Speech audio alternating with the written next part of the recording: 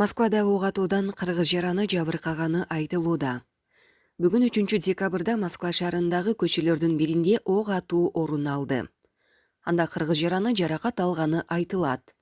Маалыматка ылайык, ок атуу эки эркек кишинин ортосундагы пикир келишпестиктен улам келип чыккан. Окуянын катышуучулары 43 жаштагы Дмитрий Махалов жана 34 жаштагы Алмамбет Абдрахманов болгон.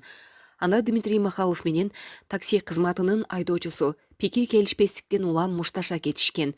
Натыйжада Дмитрий Махалов Алмамбет Абдрахмановго травматикалык тапанча менен ок чыгарган. Учурда Абдрахманов ооруканага жаткырылган, ал эми ага карата ок чыгарган жаран кармалды. Бул боюнча Кыргыз өлкөсүнүн Орусиядагы элчилигине байланышканыбызда төмөнкүлөрдү билдиришти. Москванын Брестская көчөсүндөгү бир жаранга травматикалык тапанчадан ок атылган окуя боюнча элчилик Москванын полициясы менен өз ара аракеттенүүдө. Жабырлануучу кыргыз жараны. Ал 1998-жылы туулган. Учурда ал ооруканага жаткырылды.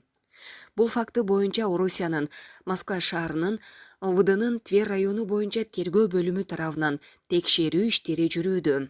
Шектүү адам кармалды. Бул маселени элчилик өз көзөмөлүнө алып, кыргыз жаранына зарыл болгон консулдук жардам көрсөтөт дешти элчиликтен.